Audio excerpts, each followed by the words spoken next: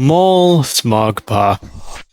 Last you had remembered, your mind, you were at the bottom of the death house, the old manor that was haunted by and you had successfully buried the two children, sending their souls off to a proper rest and feeling comforted by by their thanks. And you felt a surge of inspiration and the like fill you. You were also given a small blessing of sorts, a very minor boon, but one that may be of use to you. You find the blessing of rose and thorn on your sheet. However, you begin to fade mentally, and as you begin to fade, you close your eyes in one moment, and in the next, you blink, and there are 10 zombies surrounding you. In front, surrounding you, is a waterfall. This place is filled with this cold mist. It's the middle of night. It's fully pitch black out here. It's dark. You hear screams of, "We gotta get going!" from a man you've never seen before. This random guy saying, "We gotta get going!" You look around and you are mid-roll.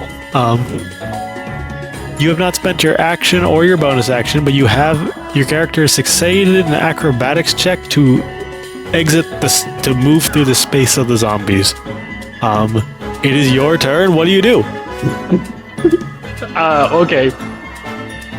I'm getting character. The zombies are scratching at your metal plating as you roll through. As I open my eyes, suddenly surrounded by all these creatures, and it's pitch black. I cannot see anything. There's a campfire that seems to have been set up nearby that's illuminating this place somewhat. But other than that, you're just on this wet rock face in the middle of a canyon with a waterfall. It sounds like. Okay, so for an instant, going back to when I was in the basement encountering these zombies, Mol will kind of have that reaction, thinking that he's still in the basement, that he, passed out for a moment after freeing the children, and he somehow, more zombies got attracted to him. He'll look around, terrified, and his mind is rushing as he, is surrounded. What the fuck? And yeah, he's gonna start ditching towards where there's the least amount of zombies around him. So you said that I succeeded in acrobatics checks to go through the horde? To squeeze through the enemy spaces.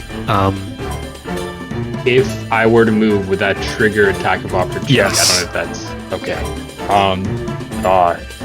And I still have okay. Could you tell me what disengage or step of the wind? Actually, I can read. So you, as a monk, have the ability to disengage as a bonus action. If you spend a focus point, you can disengage and dash as a bonus action. I see. And disengage, does that still trigger attack of opportunity? No, disengage makes it so you don't trigger attacks opportunities. Perfect. So that is exactly what I will do. Still kind of not used to the abilities of a monk. I am going to just jump and try to go as far away. I'll get a running start and then just try to hop over them, kind of getting that focus energy into my legs. I'll spend. I only have one, so I will spend my last monk's focus to use Step of the Wind to disengage and then dash away from. Okay, sounds good. You have 100 feet of movement to do if you wish. Moving through the enemy spaces takes double, so it's gonna take you 10 feet of movement to get out. So 5. But outside of that, you're free to go wherever you want. Okay, hold on. It's not. So there's no grids, is there? Yeah, this is a bit of a gridless map. I'll just move you. Get it. Okay, perfect. I'll get over there, and then This area is a bit more theater of the mind. As you like roll out, you look around you, and there's only really one path, which is down this way towards them, because you currently are at the edge of this large pool of water. For the map, you're at H at the moment. That's where the falls are. Okay. I see. And you're at the bottom of the valley. So we're at the bottom of the valley, so at the bottom of the waterfall, or you're at where the waterfall lands. So you're at the edge here. So your only real option is to kind of run this way, right? Okay. Yeah. Because the zombies are coming from this way. That makes sense. I will find. Yeah, absolutely. I will, as I kind of hop over, like kind of not acrobatics like, but kind of the gymnastic like, kind of just huddle over a zombie here, and then kind of just squeeze through the rest. I'll start running down the valley towards the voice that was calling out to me. In his mind, like, he's really not focusing on any voice, just towards the closest way out of here. So if that leads him to the voice, that's what's gonna happen. Okay, the three of you run away from the combat. The zombies are slow, so they won't catch up to you immediately, but they're on your tail. You're much faster than these two, but are you going to keep pace or move past them? I will move past them. I do not know these people. I just, like, I'm still in shock from waking up out in the wilderness. I am absolutely just moving past them at incredible speed, I guess. You easily outpace them. You can move a total of 150 feet a turn if you wish, with no resource cost.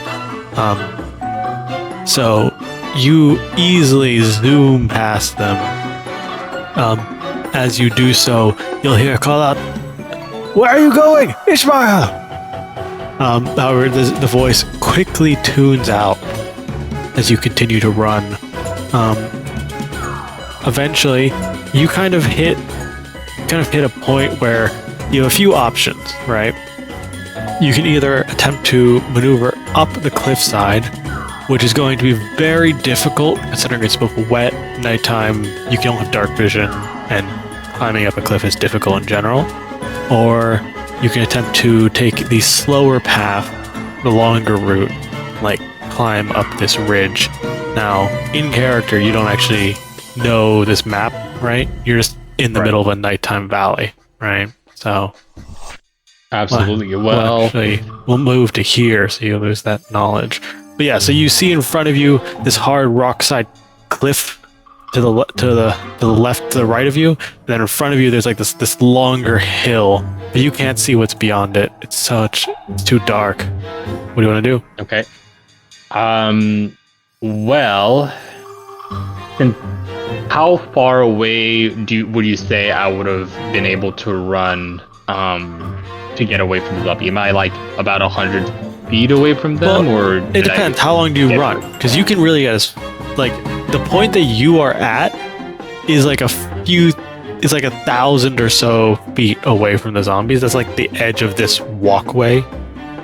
Yeah, okay. Okay, that's perfect. I would run this far, and considering that I've had experience before this against zombies, and kind of like thinking that they're slow, I'll catch my quote-unquote breath, kind of analyzing the situation, like I'm wet in the wild, suddenly got surrounded. Like, this is making me question, reality even more so than waking up in Norbot's body.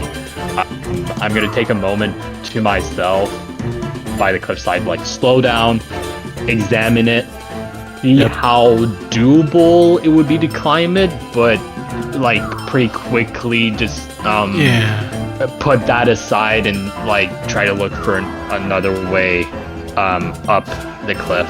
Which that's like there's a hill that you can climb. It'll be slow.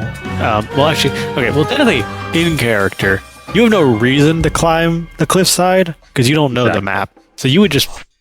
It depends. If your goal is to get out of here, there is a path in front of you that scales up. Absolutely. I would not, like, in these conditions, there's no way that comes up to mind. And as I'm about to approach the hill, I'll pull out one of my torches, or try to. I don't know if I still have any. Yeah. If you have a torch, you can light it.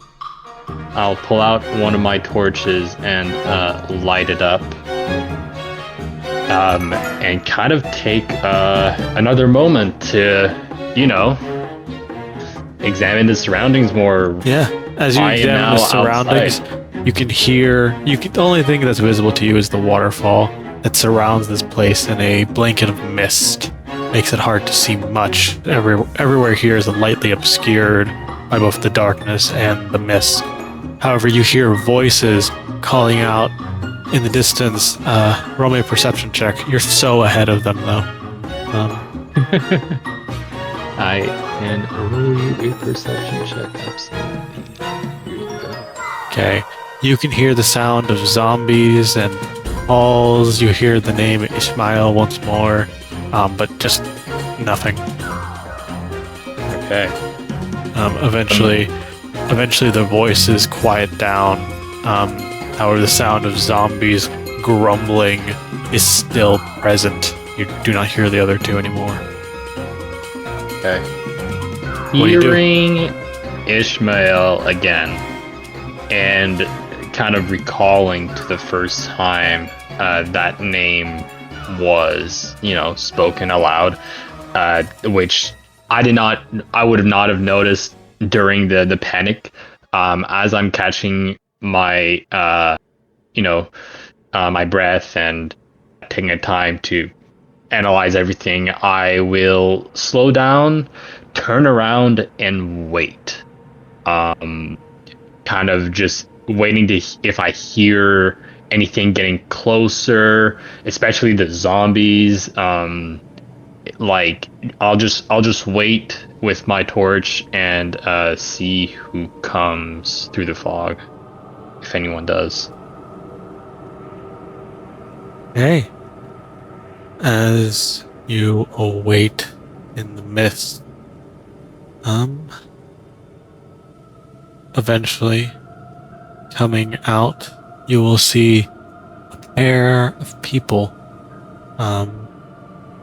You will see a young woman with bright red hair and a blade at her that is currently drawn, and a young man who is equipped with a long sword and a short sword, seemingly ready for combat, both of them somewhat out of breath. They'll look to you and say, "Ishmael, what you are doing? We need to stick together." Thinking that this is a possible trick, I will stay away from them, like keeping the distance. Do they keep their blades drawn at all, or do they seem less? They very much do still have their blades out. Make me an insight check though, to see if you can read them. You won't be able to see the result of the insight check, but yeah, that's fine. Yeah. I just want to know, like, basically what I want to know is, do them getting, like, seeing me put them at ease of any kind, or puts them on guard? By your best guess, as they look at you, you can tell that there is deep caution in scent to them.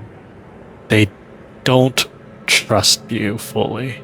You can't read them properly, but they're definitely keeping their weapons drawn. Both because this place is dangerous and there are zombies coming after you guys that are probably going to catch up to you in a few moments, but also because there is a wariness they have of you. Okay. Hearing them mention Ishmael again, I'll look at them and take a moment and then say, "Yes, it's me. Sorry. I saw something in fog. Uh, are you two okay?" Yes, we need to get going before they catch up to us. You know, it's Right. uncomfortable to break our rest like this, but it's better that than be swarmed. How do I feel? You feel injured. Your HP is Okay. accurate. You haven't taken any wounds today, but you seem to be a bit of over half HP. You Yes. also feel a bit stronger than, like, given the moment, you kind of tense. Kind of flexes. Your hands are a bit more dexterous, and like out of character, you have like the in character sensation of having that new level in Rogue. Amazing. I'll look to the man speaking to me and say, "Yes, let's move out and find someplace better to rest. I think I found a way out the valley up this hill. Well, I'll stay behind to make sure that no zombies getting closer. I'll pass the torch." Yeah, they'll pull out their own torches at this point. Actually, Yeah. Okay. they'll look and say, "Getting out of this valley will be dangerous. It was one thing when it was daytime and we were going down, but getting out of here in the middle of the night is treacherous, if nothing else." Truly. Well, it's better than staying with those creatures. Indeed. Take the lead. I'll make sure that nothing gets in our rear. They nod. Ismark will stand at the base and start climbing with his rope and the like. He has a full climber's kit. He's somewhat ready. Okay. He begins to climb and move. It's not super steep, so it's possible. Sound of the waterfall makes it hard for you to pay attention. Roll me a perception check to keep an eye out for the zombies. Sure thing.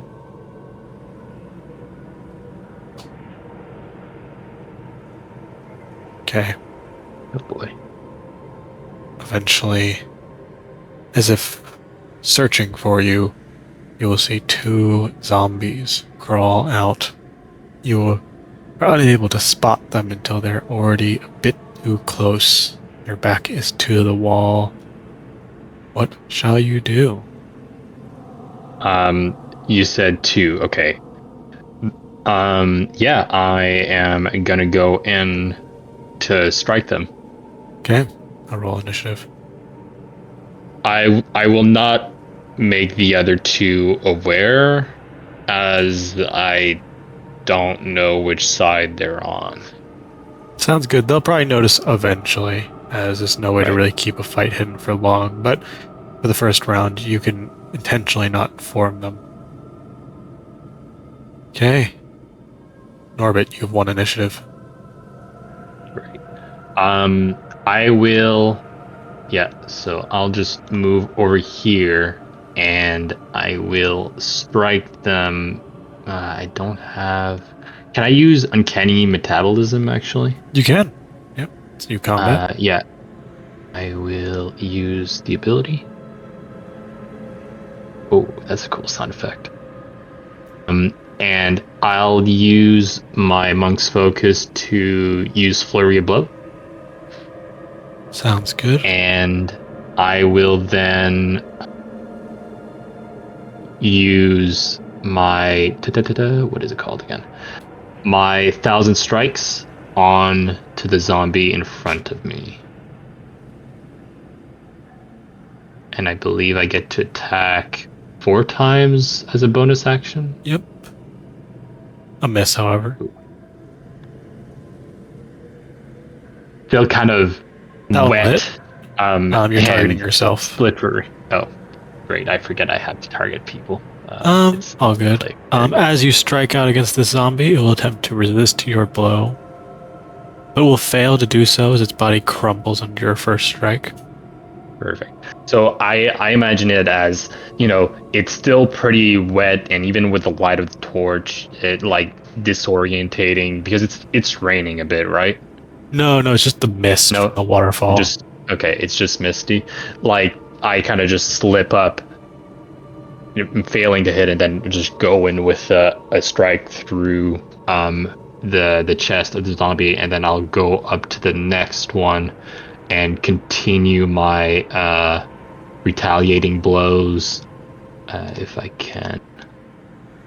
Where's my character sheet? There we go.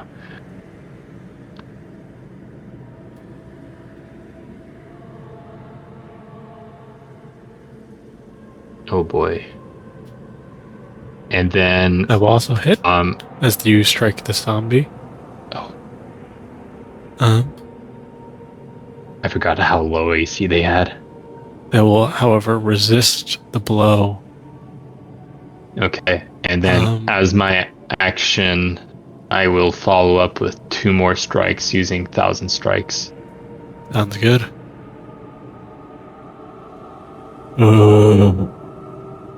Crit. That will instantly kill the creature, bypassing its undead resilience. Okay. So you quickly, with a flurry of blows, dispatch the 2 zombies. Quickly finishing it up, I will move towards the other 2, kind of analyzing them more. I want to know how they kind of act around each other and around me. They seem suspicious of me in some way earlier and distrustful, but I want to make sure they don't have any ill intent. Yeah. As for now, they haven't attacked me, so I trust that they don't have any. They don't mean any harm. But as I finish up this quick battle, I'll go up. We're climbing up the hill right now, right? Yeah. The young lady will move soon after the young man, as they'll toss down a rope and say, "Let's get going before any more of them come around." Yeah. We'll start climbing the rope. Yeah. Nodding, the group of you begin to climb up the hill. It's not difficult. He tells, "You should probably attach yourself to our rope so that if you fall, we can prevent you from tumbling all the way down. The rocks being wet make it avid for slipping." Yes, I'm not very used to climbing on cliff sides. My apologies. It's all good. This is our first time ourselves. I'll wrap the rope around me. Never really, we climbed down the cliff, but it's the first time we're really climbing up one. Well, you seem quite adept at it. Indeed. I trust you. I trust you to do the correct thing. Though our lives are in your hands. Yes. She begins to climb herself.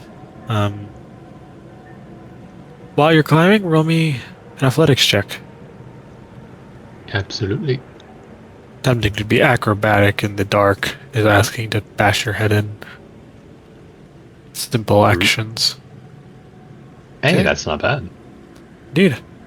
The group of you can climb, eventually escaping the waterfall and reaching a much denser forested region by your best guess. The torches have very limited light. It's not giving you a huge amount. There's a forest in front of you, but you're technically more like in a plains at the moment. Right. We're closer to Ravenloft than I would comfortable with, but this should do for now. Right. Well, let's make sure to camp for a moment. Need some rest. Indeed. Let's go. We'll do our I'll best go. to sleep. I'll go gather some supplies. It's best Some to stay gathered, not to push. Don't push. Don't leave too far. We have our rations. We have some wood to do us for the night. perfect. Then let's get a fire going and then get some sleep. Indeed. Irina will look and say, exhausting. Ismar, not really, you don't know his name yet, but the young man will look to you, Norbit, and say, you're good for the next watch? Or have you taken too much damage? I can absolutely do the next watch. I do feel a bit hurt, but nothing that I can't shake off. You will say, I'm worried about the fire. It seems that it being up, in the middle of the night kind of gives away our location. Granted, not having it and being attacked seems like a far worse fate. What do you think?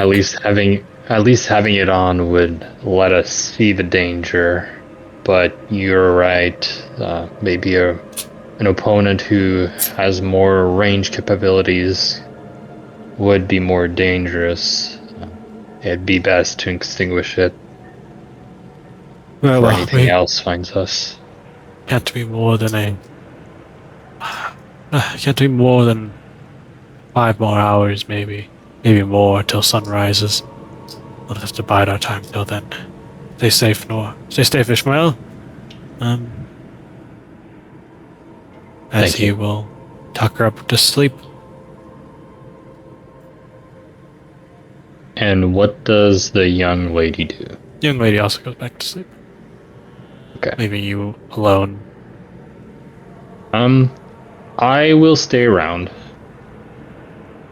Seeing that, they're comfortable enough to rest around me, and I will take another moment to kind of recollect what has happened. Yeah, do you have your torch on, from my curiosity? I will turn my torch off. Okay.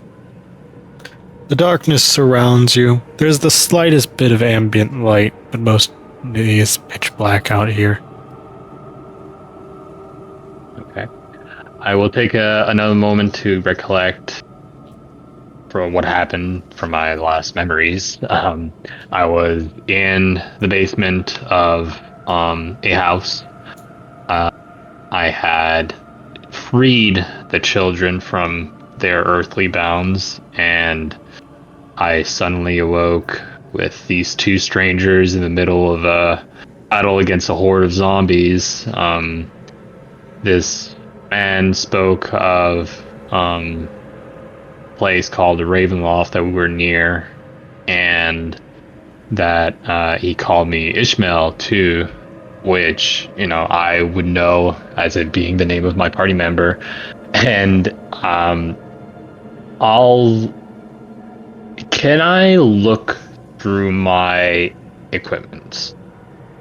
I assume I would feel a bit more heavier since I can see that I have more stuff on me. You currently is going to have a hard time reading through anything because middle of night.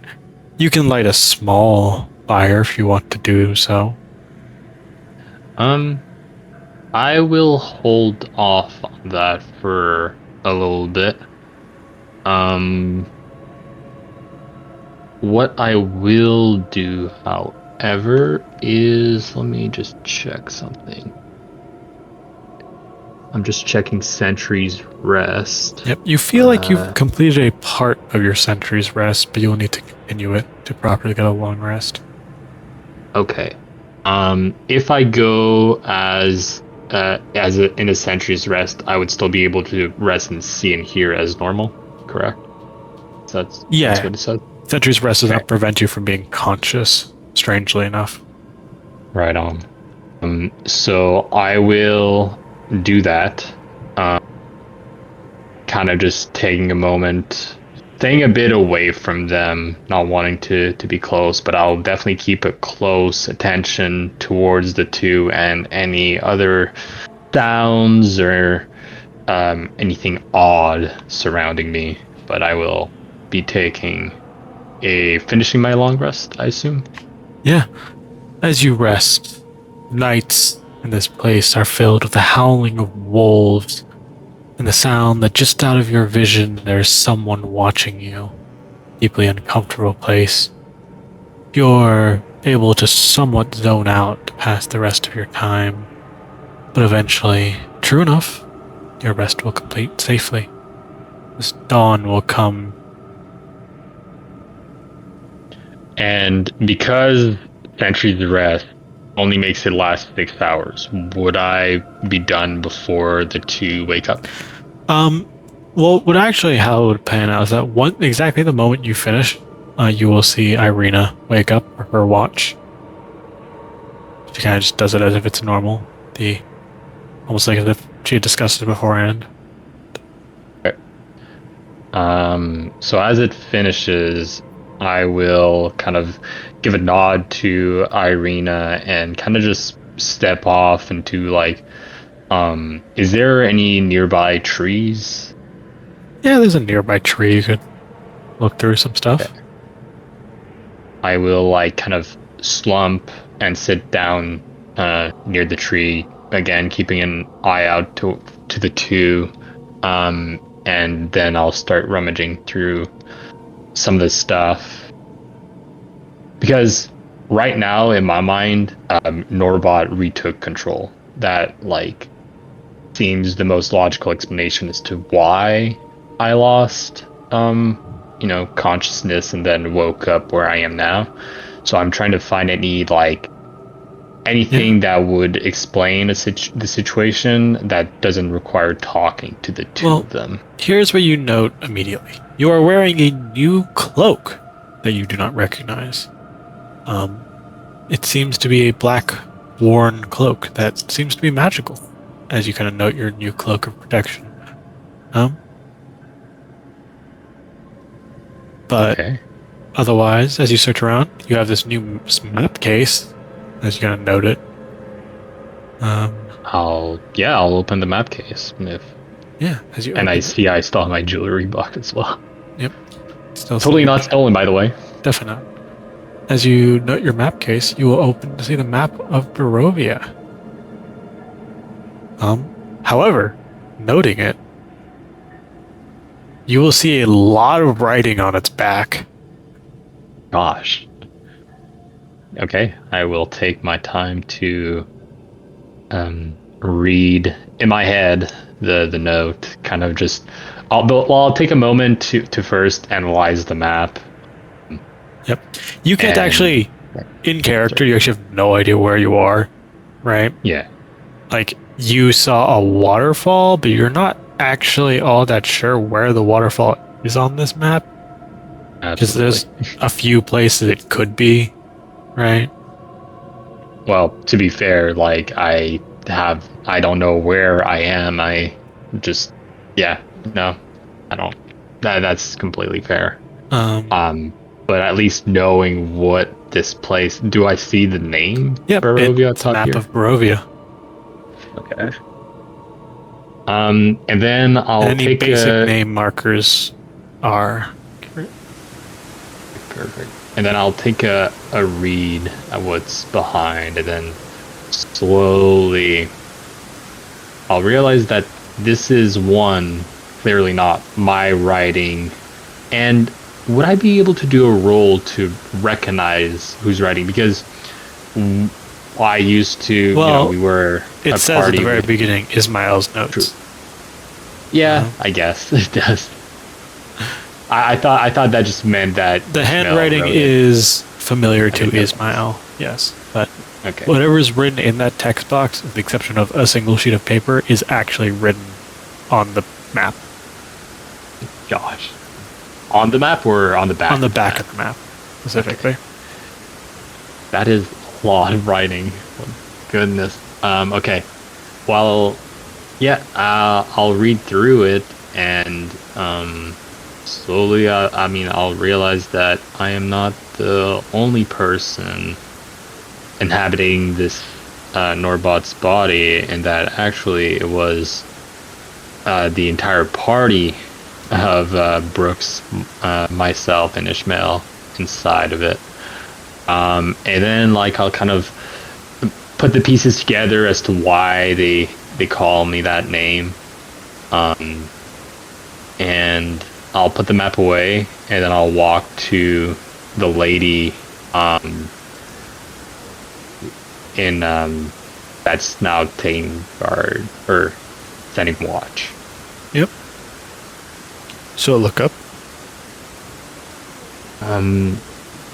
Hello. I assume your name. Well, I actually don't remember your name. Or don't know you.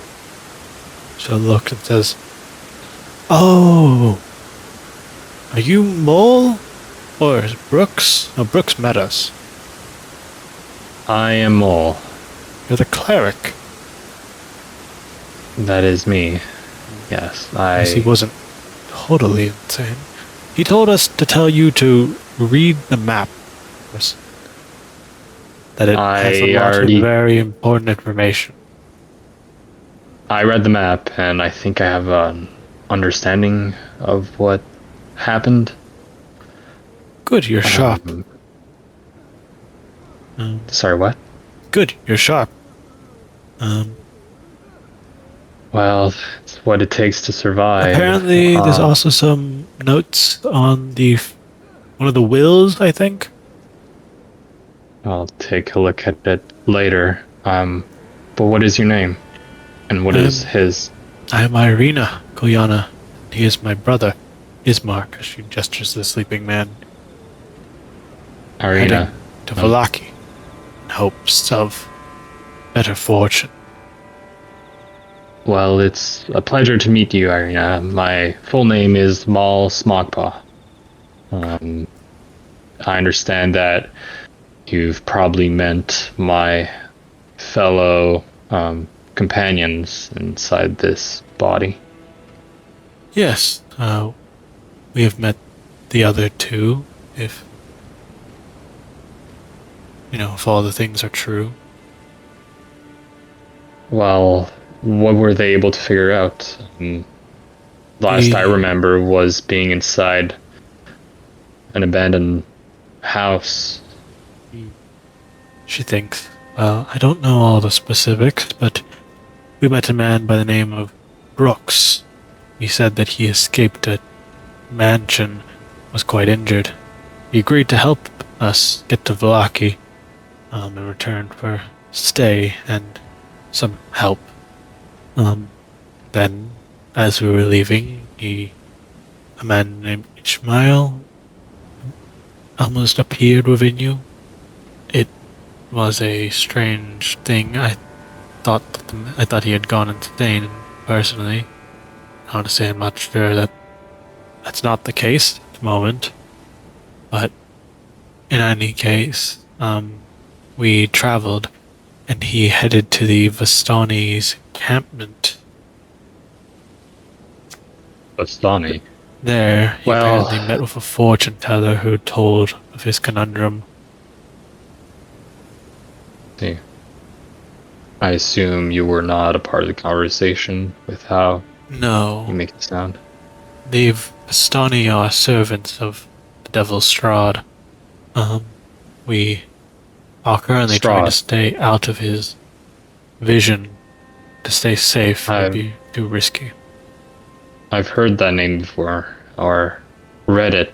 I spoke with some children who mentioned him as well. You say he's a devil? The devil Strahd is, well, he is our lord, our jailer, and a cruel master. A curse on the land. I see. He's an ancient vampire who lives here. A vampire. That must be quite troubling to live in these lands then. She gestures as, she will gesture as the sun continues to rise. You will see over here, at K, a large castle that marks the limited sunlight that fills the horizon, as this place is almost eternally cloudy and misty. No pure sunlight really fills here. A castle. That is his castle. Castle Ravenloft. We head to Vallaki in hopes of leaving his gaze. So that is why your brother was concerned about being in these areas. Well, Irina, I do not blame you for considering us insane. Any reasonable person would assume the same thing, so would I. I don't quite know the exact situation we're in. I mean, this is all very hard to understand, even for someone like me, who's more religious than my companions. This is unimaginable and very troubling. I do hope that my companions treated you well. They were well, yes. And how did they treat you? Well, I mean, I did not have much to speak with Brooks, as he called himself. He made the deal with my brother, and he was friendly when I spoke with him, the little we did. Or Brooks. He came with us to my father's funeral, and then soon after disappeared. Ishmael seemed like a stalwart personality. Friendly That he is. enough. Good man. Albeit confused, though I can't blame him if what you say is true. You saved my life a few times. I trust him very much. I'm glad they're safe, though. Yes, However, he seemed like a good man, someone to keep the word that he didn't even promise. I do hope Brooks wasn't injured too much from what was inside that mansion. He seemed to be nearly dead when I saw him. It was Quite a state. Dangerous place, not somewhere, and I assume he must have been dropped there without knowing where he was. I cannot imagine. She nods. Ooh. I don't know what you've gone through, but whatever it is, it seems like quite the ordeal. Well, I was, I guess, on the lucky end of the stick. I at least had a time to prepare myself. It seems that they did not. Well, it's a pleasure once again to make your acquaintance. You said you had a place to go. Vallaki? Yes, she'll gesture for you to open up your map. I will take you there. Yes, we are currently, if my guess is correct, we were sleeping down here at the Sur Falls. We seem to have escaped up northwest. So we were most likely somewhere around here. We shouldn't be more than days. We should be able to make it to Vallaki by the day's end, albeit any travel is dangerous. We survived the night. That's worth something, at least.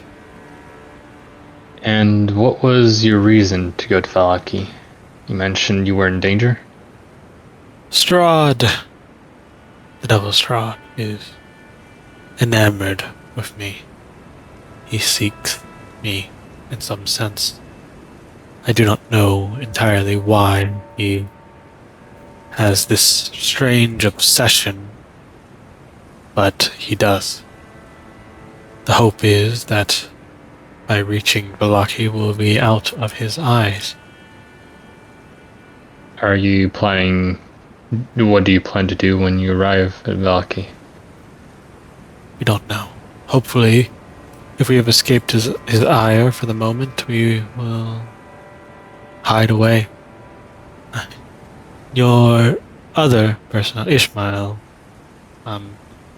spoke of grand hopes and dreams of wishing to kill the Devil Strahd. I believe I see. that it stems from the fact that he has never seen the man, to be honest. Well, He is... from how you describe him, must be quite the opponent, which I'm assuming his will to fight a strong opponent is still there.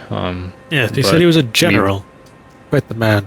Though I will say, he spoke that the fortunes he read spoke of a blade of sunlight, weapon, well, that would be of quite the value in slaying a vampire. Though I personally, I believe there's a good chance that the fortunes he was read were hogwash, considering where we got them from. He seemed hopeful, confident that there was worth a shot. May yet be right. Granted, the fortunes he got, what he wrote and told me is true, were so vague that I don't even know how they're even useful. It is very much like him. However, general does not fit his personality. After all, we were only a party for a few months. I spoke of a place called strong Neverwinter that he was a general of. I've never heard of the place, but he seemed quite confident of the manner. Well, he spoke of it to me as well a few times. Some extravagant stories, though I'm sure some of them truthful. I don't know why he would. I don't read the man a Lie to liar them. myself. Me neither. Well, anyway, I will follow up on my companion's promises and take you to Vallaki. And if along the way we find any hints as to what might have happened to me, I would request that we search the matter, if that is alright with you. I know you seek protection, but I would seek answers more than anything at the moment. I understand your plight, and as long as we are not getting ourselves killed in a foolish endeavor, I'm not against helping you on your own harrows. I promise not to sidetrack us too much. Of course. Well, I should make my introductions to your brother. Assume he knows of my ply a little bit. To a normal extent, yes, he was made aware of the same level as I, yes. And I'm sorry for having lied earlier today. While we were fighting against that horde, seems that I took control of the body, and I explained. well, yeah, I assume if you were in my shoes, yeah, I know I'm not wearing any, but you would react with running away. I do not blame you. Your situation seems arguably far worse than my own. Well, only it's in different circumstances is all. indeed. We're all stuck in this hell together. He chuckles. But I do apologize for one, indeed. It is not your own fault. You at the end of the day still stuck around for us. Could have easily escaped how fast you are. Well, I was definitely a bit suspicious of you two, but you did not seem to harbor any ill intents towards me. It's good to be suspicious. To be honest, I don't trust you all too much either. Not on a... I mean, I'll stick my neck out for you and hope you will do the same, as we are traveling in a place far more dangerous than either of us ourselves, but But at the end of the day, caution is required. The people here are... well, Wise words to live by. you'll come But to I do understand hope- once you meet the other people of this land. That is true. I haven't met any living other than you two. Well, I do hope that through this journey we may get more acquainted. I do wish to earn your trust in some capacity.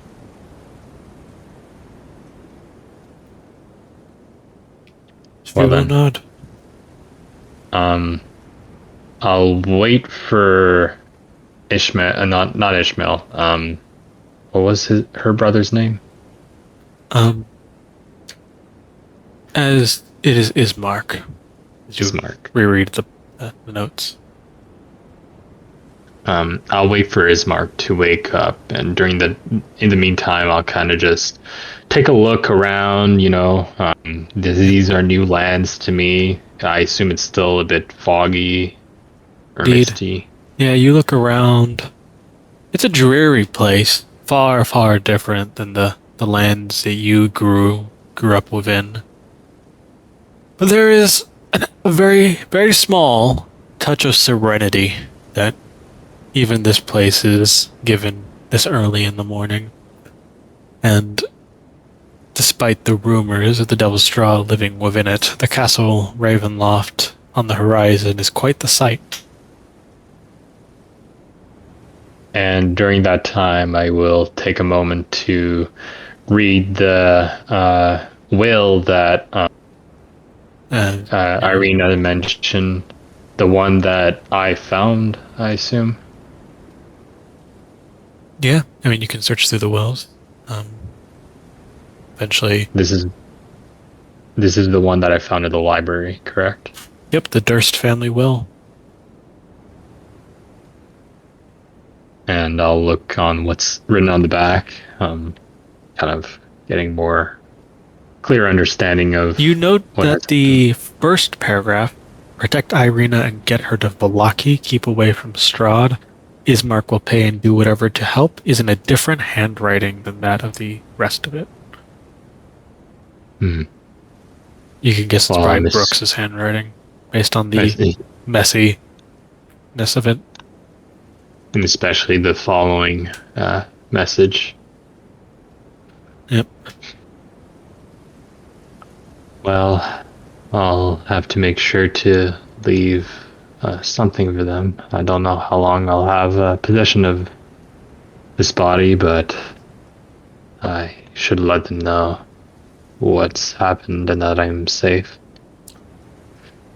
Okay, and then I'll wait the rest of the time waiting for Ismark to wake up.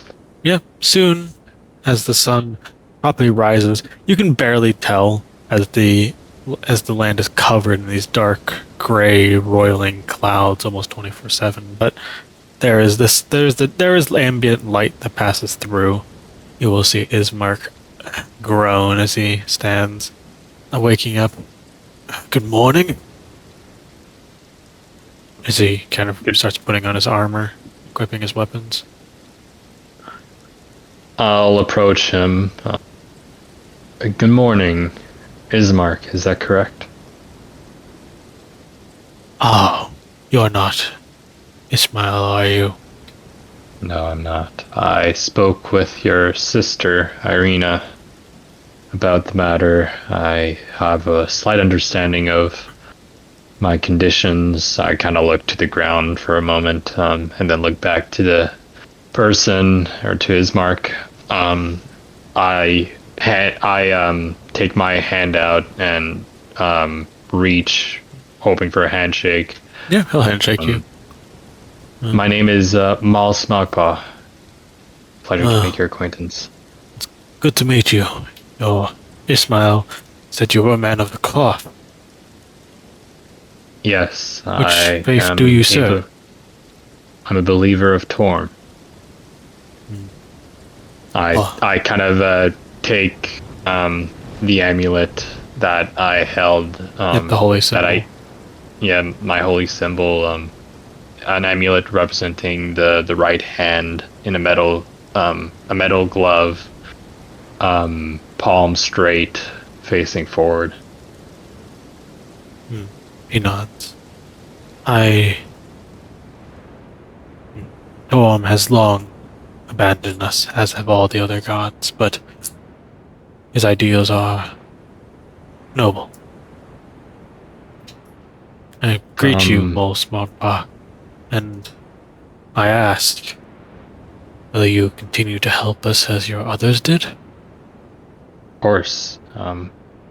I hope to find the meaning behind my lie and take you to safety, especially your sister. You seem like good people. He nods. I thank you. That is well and good. We will... I mean, it's possible we could make the rest of the journey, but it's too risky. What is the fastest path? We'll need to get back to the road. Even with a map, traveling on the off-beaten path is asking to get killed. Otherwise, we'll just have to...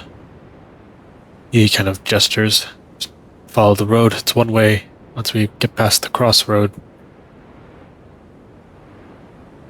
Well, I'll give you some time to get ready, and then we can head out. He nods. And well, I'll begin to prepare. Okay. The young woman seems like she's been prepared a good bit. She woke up a good bit ahead of time, but otherwise, once he finishes donning his armor, he'll say, there's no time like the present, and best to get there. I don't want to risk getting there. Having to survive another night out here. Very wise. I would rather not be prized by a horde of zombies once again.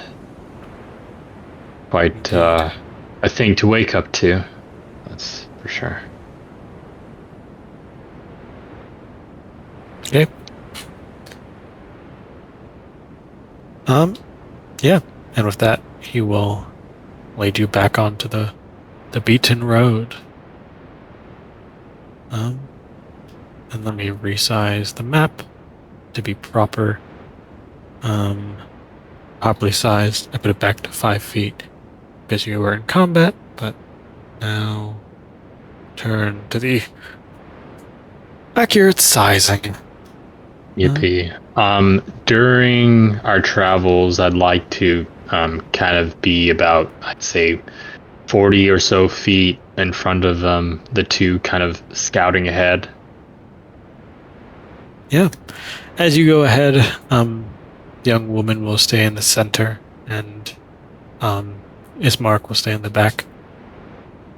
As the three of you travel down the road. Eventually, as you travel, they stay quiet, honestly. Small talk this early in the morning seems maybe not ill-advised, but maybe they're just not feeling it, you know?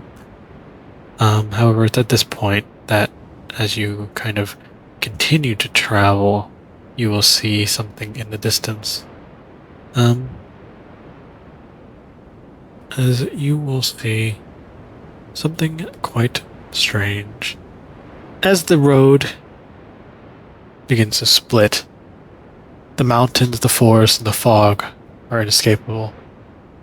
Widening towards the east, the two dirt roads kind of, split. You see patches of cobblestone, suggesting that the eastern branch was once an important thoroughfare. There. Yeah. Nothing much. Okay. I'm assuming you head towards the west? Yeah. Mm-hmm. Looking at the map, and seeing probably the castle, why is the name Ravenloft. slipping? Ravenloft in the distance. I would want to stay away from that, so we will keep going west. Indeed. As you continue to travel, you will see the fog spills out of the forest, swallow up the road in front of you. Ahead, jutting from the impenetrable woods, a high stone buttress looming gray in the fog with huge iron gates hang on the stonework. Two clings of cold tenacity on the rusted bars. Two headless statues of armed guardians flanking the gate, their heads now lying among the weeds at their feet. They greet you only in silence.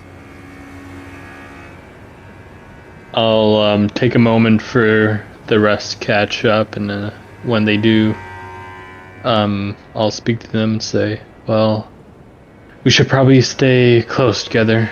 The forest can be dangerous from my experience. Indeed.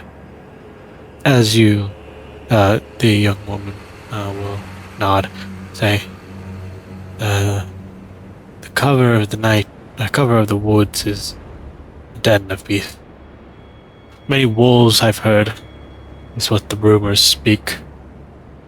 Caution is well advised. Ismark will say, keep an eye out. We're on the last leg. Yeah, they'll head forward. As you step towards the gate, it will open by itself, a loud creaking of the old metal. I take the first steps and go through the gate. Yeah, as you go through the gate, as the other two also pass through, they will close behind you.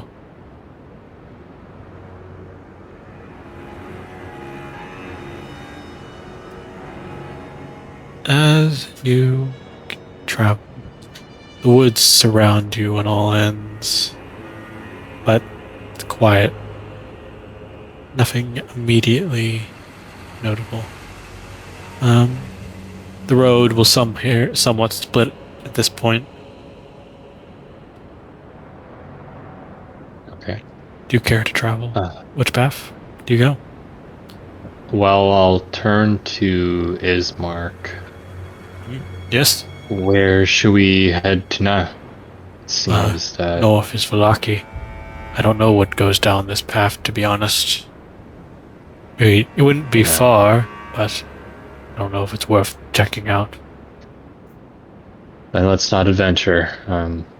We have a destination to get to. And I'll head north. Yeah. Continuing to head north, as you get to here, you will spot something. It's quite a small thing, but you do note it quite quickly. As you look, you will see a strange bundle on the side of the forest. A bundle of what? It's in an underbrush. It's a leather wrapped bundle, like a bag, right?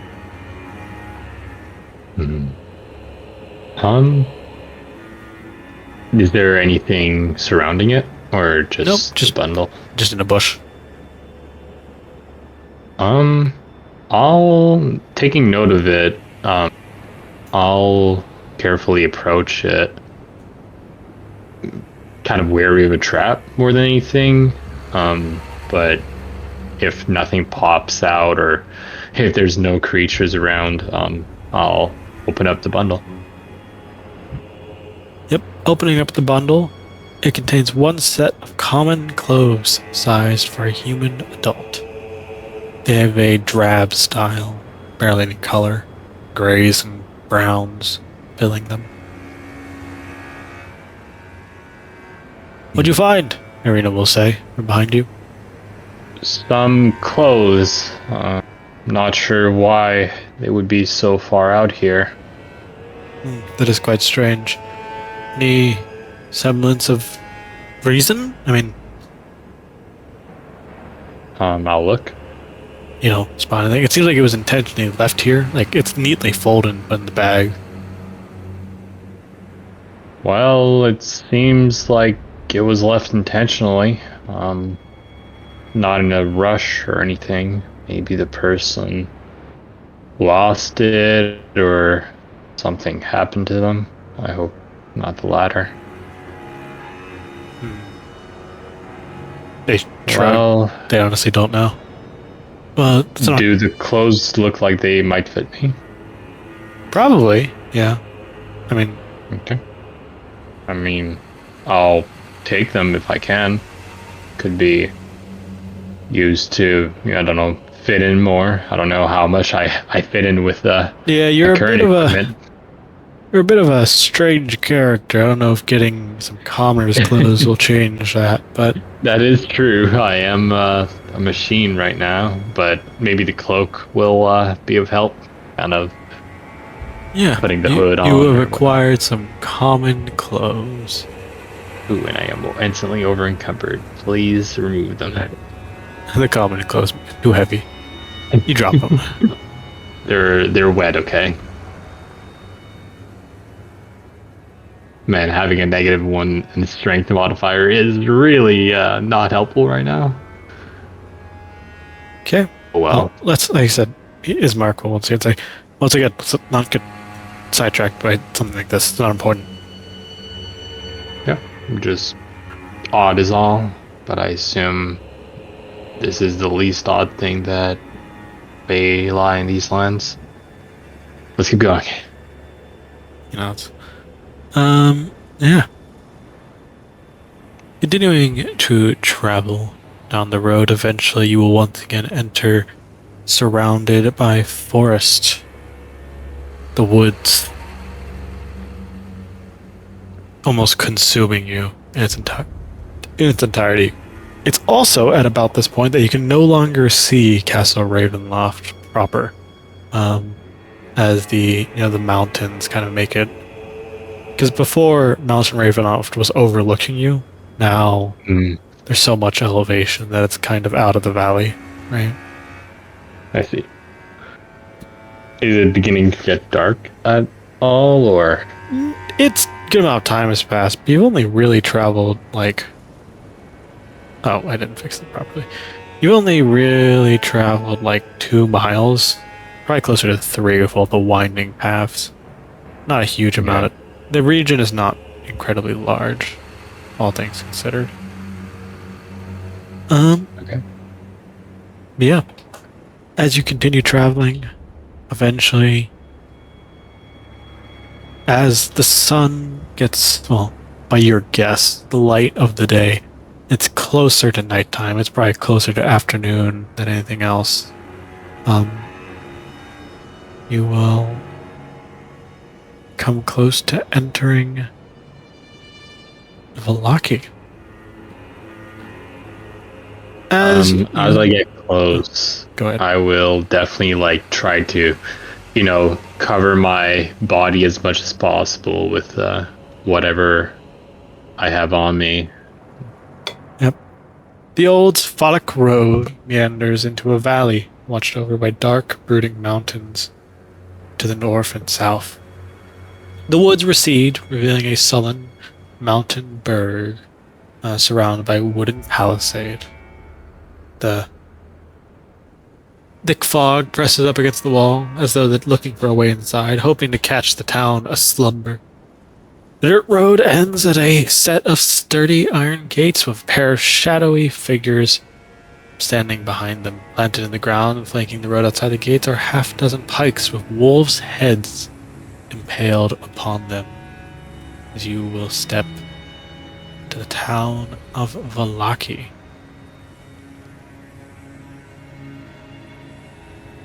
Kind of taking a notice that the wolves' heads, I'll look at the 2 of them and say, is this the tradition in these zones? Not any tradition I know of, but I've heard that this place is free of Strahd's influence. Maybe maybe it's proof of that. The wolves are often servants of Strahd, his eyes and his ears and his teeth. It's a good sign, if nothing else. sounds like nothing of harm to do. Getting rid of his companions We can only hope so. or servants, I guess I should say. Better. It's not a bad omen, at least. Okay. Yep. You will step Making fully towards the gates. As you will. I'm just changing the music. Okay, there. As you step towards the gates, you will see two guards stand just inside the gate. You see they each wield a pike. They look at you with a bit of suspicion. Hello there! What brings you to Vallaki? I let Irina or Ismark respond.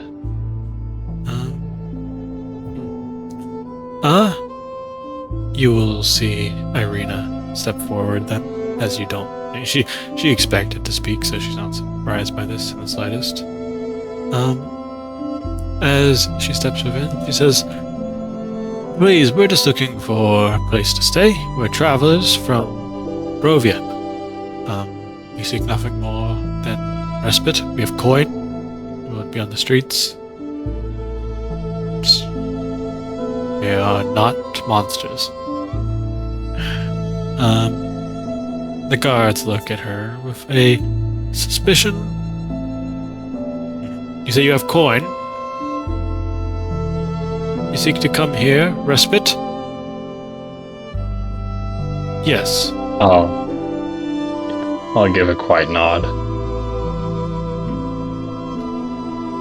Well, not sure if you find much of that here, but don't seem like monsters. You can pass it. Don't cause any trouble. You'll nod. They will pull the gate down. As Irina will look take a bated breath, and soon step inside. Well, I'm sure we could use with some slight rest, maybe an inn or a tavern could be our first stop. Are you asking the guards this, or speaking to them? No, too? I'm speaking to Irina and Ismark. Yeah, Ismark will nod. Yes, there's most likely a place to stay here. Well, if anything, we can ask someone or take a look around. I mean, I'm sure it's your first time here. Doesn't sound like you've traveled a lot. Yes. Ismark will walk back to the guard and say, "Where is the inn place we can stay?" They look at him with a bit of, I would say annoyance is the best term, but just, they have this exhausted look to them as they will gesture. Just walk down the road towards center of town, you can't miss it, as they will point out. And 2 on the map. Blue Water Inn is what it's called. It's a nice place to stay. It offers food, wine, and shelter to visitors. Wine, at least. There's a strange fellow there. He will most likely fit your entourage. I think he runs a carnival. Pointed ears and everything. Maybe your metal friend will join him. Kind of turn away from the remark, not paying any attention to it. Yeah, and I'll kind of observe, since this is the first city I've really had the chance to look around. I'll just see what kind of people live here and what kind of place this is. Since as Mark mentioned that it was meant to be a safe place from the Devil Strahd. Yeah. As you step through the town, it's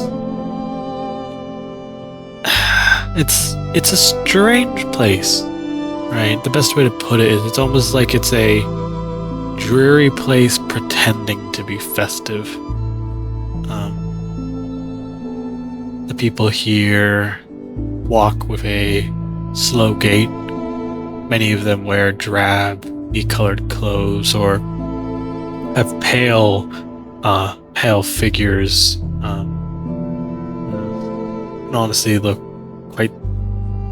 quite a strange folk. All the while, there are colorful banners about, and it seems like preparations for maybe a festival?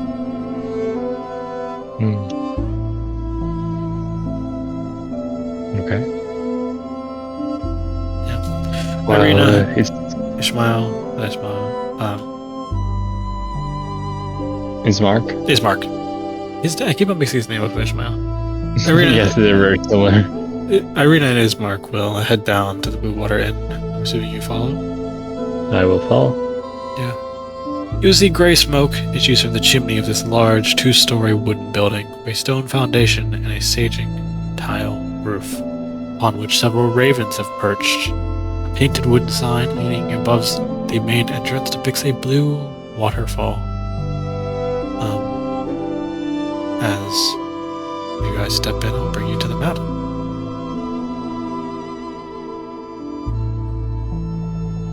To the Blue Water Inn.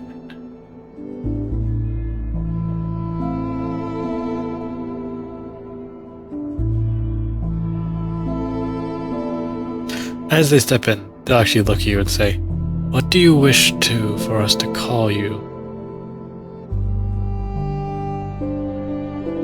Strange question. I do not know you if make... you wish to be called your name. I don't know what your plan is here. Well, from what I've read, my companions want to keep our troubles a bit secret. So call me Norbit. Very well. That seems fine enough. Okay. As you know, I'm Irina. This is Mark. In case I don't know how. Your other friend, we're worried if you have memory issues. Your other friend showed some possible signs of it. Which one? Ishmael? I think it was mostly because he was just a very hyper fellow. A lot of things going on. Hopefully he's fine. I don't know. The state of your being seems harrowing.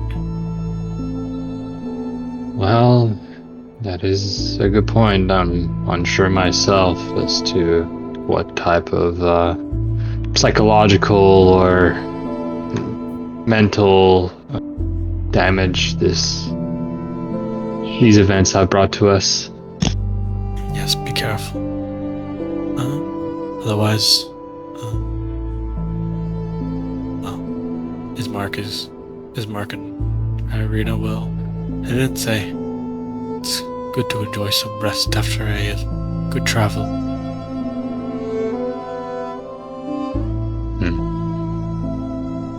Was I muted there, by the way? No, I heard you. Oh, okay. Yeah, they don't seem to really want to question it too much. You know, you're a very strange person, and they don't want to push too far into your business. As you step within this inn, right, you will see quite a collection of strange people. The immediate area you step into, of course. Damp cloaks hang from pegs on the entrance portico. Tavern is packed with tables and chairs, narrow paths meandering between them. The bar stretches along one wall under a balcony that can be reached by a wooden staircase that hugs the north wall. Another balcony overhangs the entrance to the east. All the windows are fitted with thick shutters and crossbars. Lanterns hanging above the bar and resting on the tables bathe the room in a dull orange light, cast shadows upon the walls, most of which are adorned with wolf heads mounted on wooden planks. Double doors leading in, you will see quite a interesting collection of people.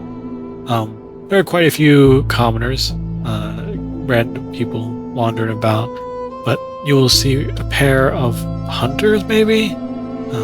You're not seemingly drinking and carousing eagerly.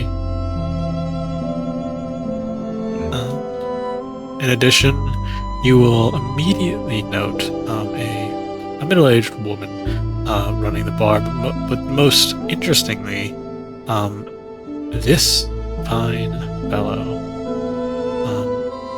colorful man with slightly sharpened ears. He seems to be drinking alone at the side. All the while, there's a pair of two annoying-looking people happily drinking about, making some noise. That's the way to describe someone. Okay. I'll go up to the counter, looking at the bartender. How much for a room for one night? Hello there. You're looking to stay the night, you said? Yes. That'll cost you... She considers one electrum piece. How to look at my fellow friends here. You would know seem to be electrum carrying that currency. is half a gold piece. Yeah. Do you have change? Of course. I'll take out a gold piece and say, just for one night, and Oh well. maybe some drinks. Actually, I think we're quite parched. Would the gold piece cover A that? pint of purple grape mash, wine for three copper pieces, or a pint of superior red dragon crushed wine for one silver piece. Let's go with a spear. I think we could use it. Irina and her brother will look thankful. I mean, they appreciate it. So, okay. So that would be my one gold piece out, and how much would she give me back? I think. Yeah, how much did you buy? I just. Would it be 3 superior? Is that how it would work, or just one for the 3 of us? I don't know. 3 superior, so she'll give you back 20 copper pieces. Okay. On top of the room payment. Yep, that's with the room payment included. Perfect. Well, I'm not in need of a drink myself, but I used to be. I am quite a drinker. Kind of looking around, hoping that his slip up didn't pay any heed. Doesn't seem like it.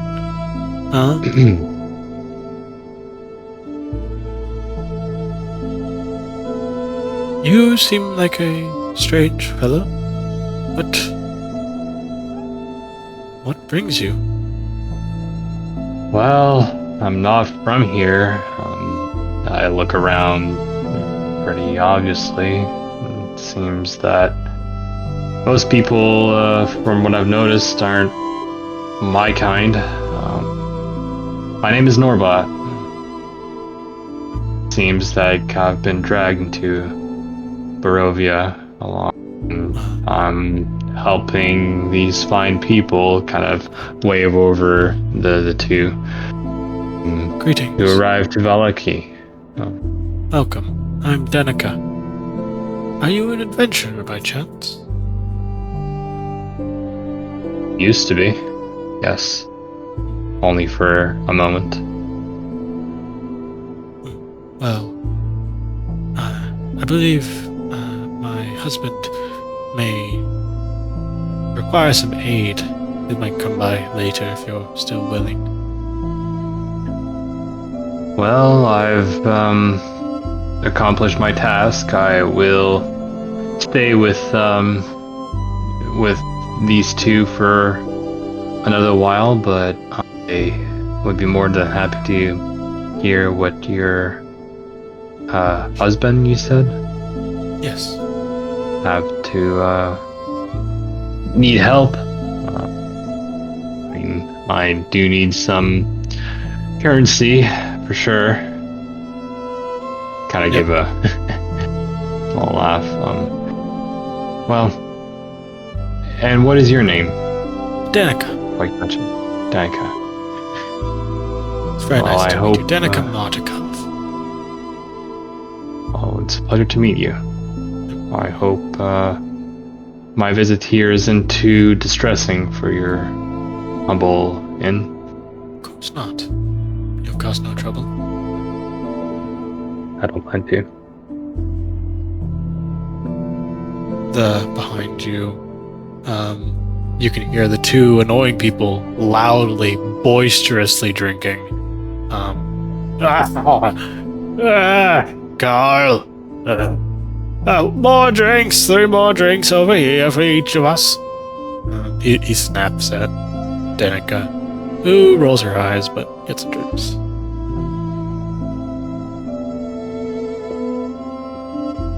Like I look at Ismark and say, "What the customers here?" I kind of give a glance back to the two over here, and the men standing at the bar.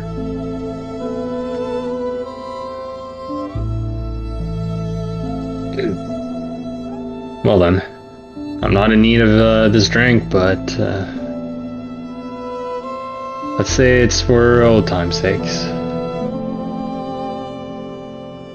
And I kind of just give a swing at it. You swing, you don't feel it. But it sloshes through, goes somewhere in your body. Hopefully it doesn't mess anything up. I've seen this man drink before. I'm sure it's fine. Eventually, this young man will turn to you. Well, ain't you the strangest fellow? Hey, you! Sit over here! I'm quite fine here. So boring! Come on, sit! Well, you insist. What do you need me for? You're not from here, are you? Quite apparently so. You're like that weird half-elf.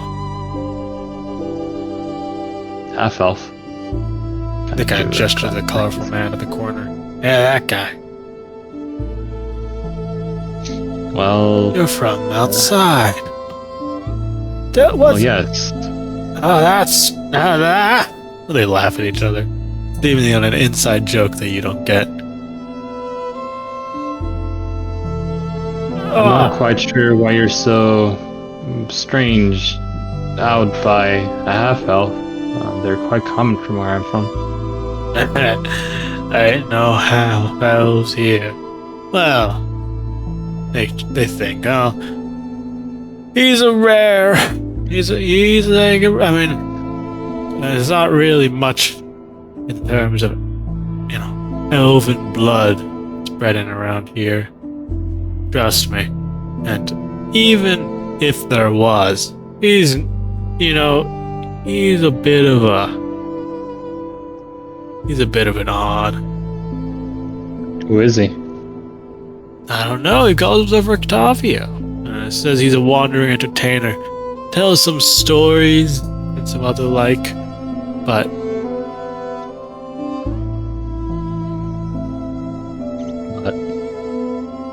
What? That's really it. I mean, they kind of burp. Oh, yeah, that's right. I mean, he tells some interesting stories, but, you know, half-elves one thing. You, my friend, are stranger than any half-elf. Believe that. Well, I'll take that as a compliment. Now, tell me, what you see? You're not from here. You must have come in from outside. What about you coming with that fine lady? Do you have a? Probably not. You seem to be considering something rude. I kind of take that hint and just keep it to myself. Well, I am sort of her bodyguard. Oh, big shot she must be. Isn't that correct, Carl? Yeah. They kind of start whispering to each other, but like really loudly, so you can still kind of hear them talking about some ideas they have, all of which are in bad taste. I kind of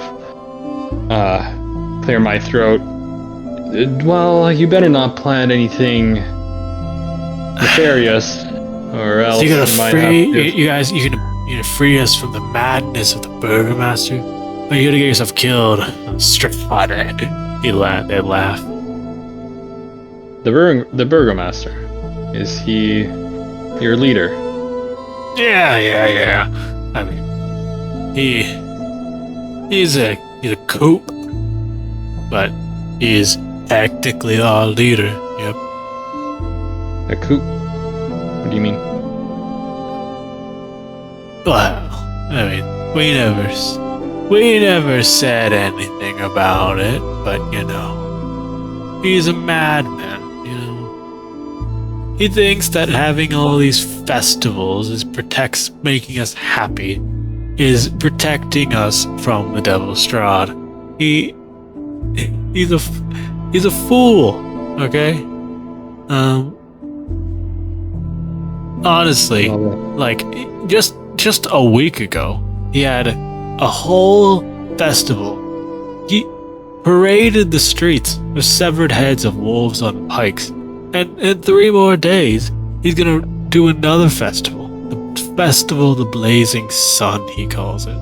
I mean, it's just a lot. We've had like a festival every week for the last few years now, and it's not doing anything. Let's be honest. Why has nobody protested that to him? Those who speak ill of the festivals are declared by the Burgomaster to be in league with Strahd and are arrested. You see some at the stocks, some are taken to the mansion so that they can be purged of evil.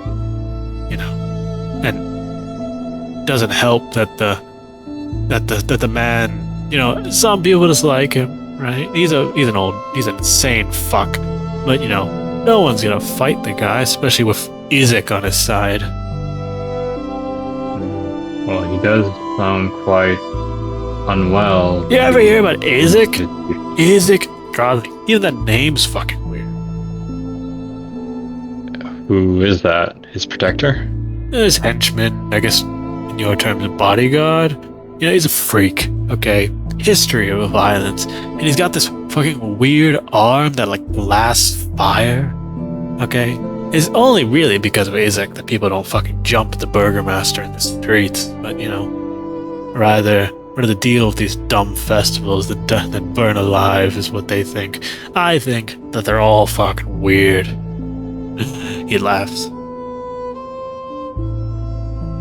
Oh, I agree with you.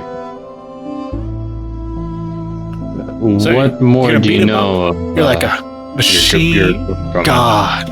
You're from this forest of the mist. You're gonna explode, self-destruct. I've heard some stories about stuff like that. Oh, are you a Modron? Where's your weird eye, flesh hands? Or is there like a guy in there? Or is it like oh, your heart got destroyed now. Oh, tragedy be a machine I am. Oh, will it be the machine? Soul. They start chuckling to each other. Well, if they don't seem to be paying any more clear attention towards me. Yeah, they're wildly drunk. I'll just quietly take my leave from that conversation. That was really funny. Oh. Colorful folk, aren't they? As Mark was saying, underneath his breath. Very much so. I kind of take another look at this man down here. What does he look like he's doing? Yeah, you look down at this strange fellow down at the south. He seems to be all on his lonesome at the moment. He seems to be just drinking. He's just kind of just vibing. I mean,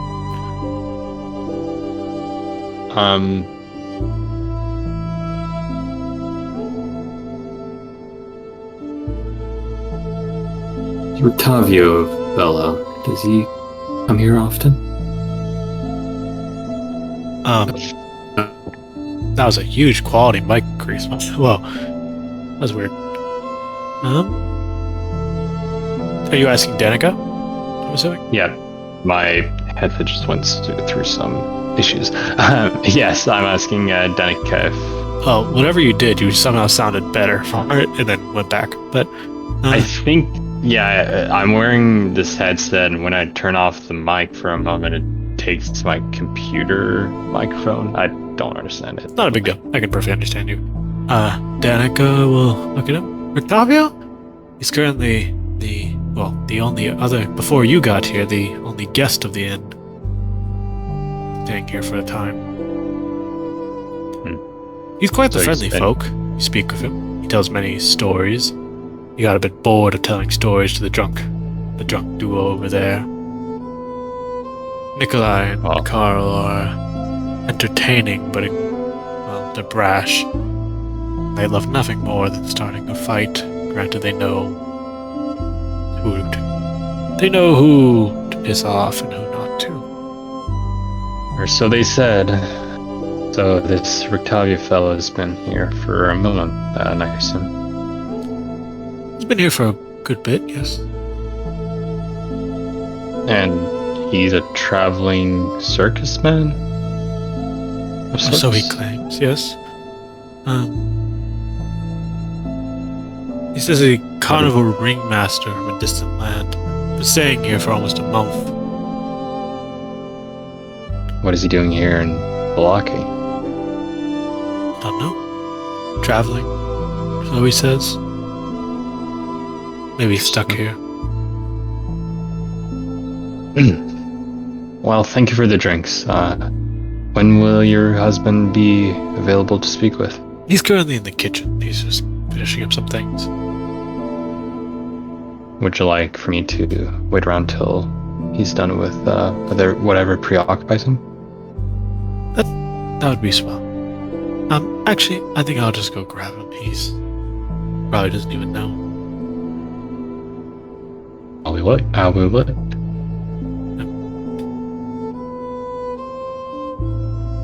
Can Urban? Oh yes, there you are. You hear some voices as you see running out from there. You see two young children. As you will see for a moment, like you'll get a glimpse of the full family portrait, the group shot of sorts of the Martikovs. The two kids run out and start, kind of running around the bar, enjoying themselves. Danica will look a bit mentally tired by such an action, but won't actively stop them. Says, "Boys, calm down, calm down." Soon enough, coming afterwards, you will see Erwin step out and say, "Oh, well, I've never seen anyone quite like you before." What kind of Don't walk? take that as an insult. Oh. Sorry, I meant to approach you. I didn't think you were approaching me. Of course, no issue. Greetings to you. Well- You said your name is... Denica told me your name is Norbit. That is my name. I am new to these lands. To Barovia specifically. Well, that is unfortunate, but hopefully maybe some good can come of it. Your wife told me you had some issues that needed help to be dealt with. Yes. He looks to you. He will say, I require some aid. You see, can you follow me? I should speak in private. This is, yeah. Can I bring my companions along? If you trust them, yes. I see no issue with such an action. I look at the other two.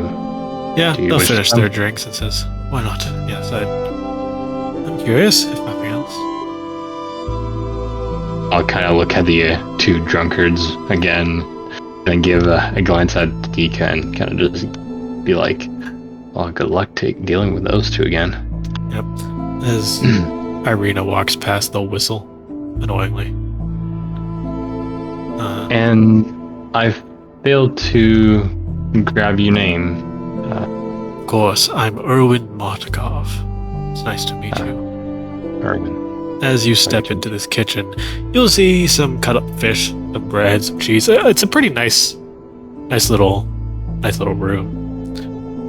Seems like he's doing pretty well for himself. Hello, I'm very sorry for pulling you out. It's just that if the people heard that they would be quite angry, especially the two loud ones. You see, the inn's wine supply is almost depleted, and our latest delivery from the Wizard of Wine's winery is far overdue. If you wish, would you be so kind as to find out what's holding up the latest shipment? If you do so, you can have free room and board if you return with the wine.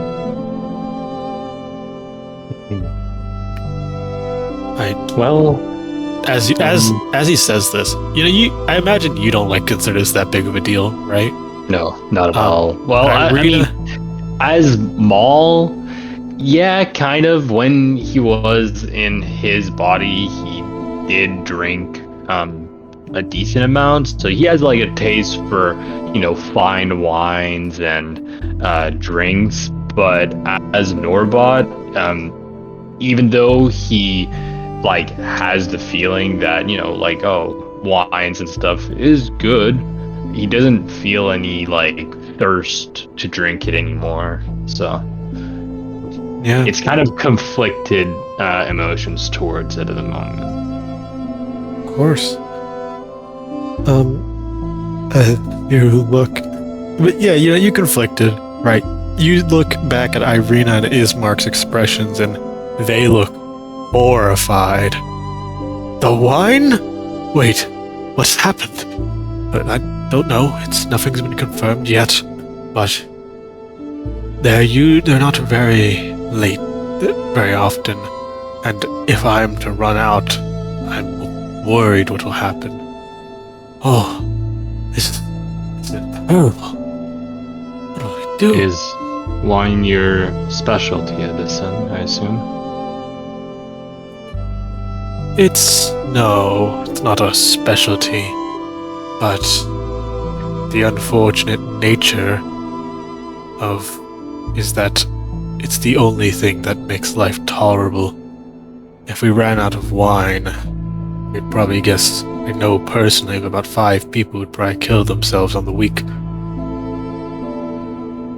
See, that would be quite troubling, and so you need help investigating what happened to the delivery? Yes, just find what happened and bring it. It's the lifeblood of... Well, it's the lifeblood of all Barovia. Is And there... He is the only... The Wizard of Wine's winery is the only place that makes wine. It's impossible to grow it anywhere else. Why is that?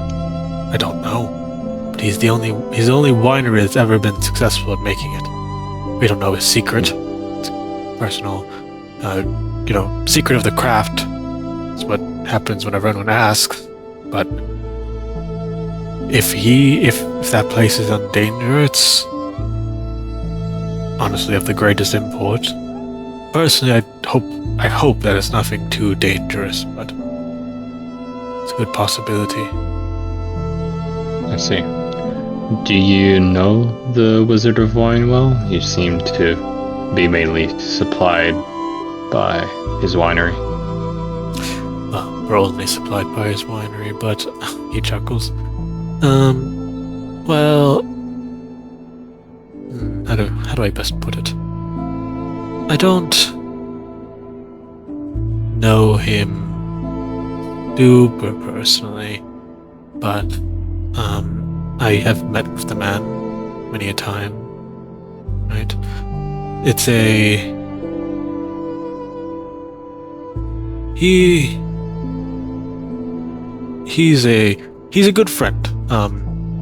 It's very important that if he is in danger, he's a good man. And it's important that you check upon him. I'll look at the two of them, Irina and Ismark. Well, I do know that we need some rest. We've already purchased a room. And Irina, I know you may want to remain in Vallaki and not go out in the wilderness again. Yes. She thinks.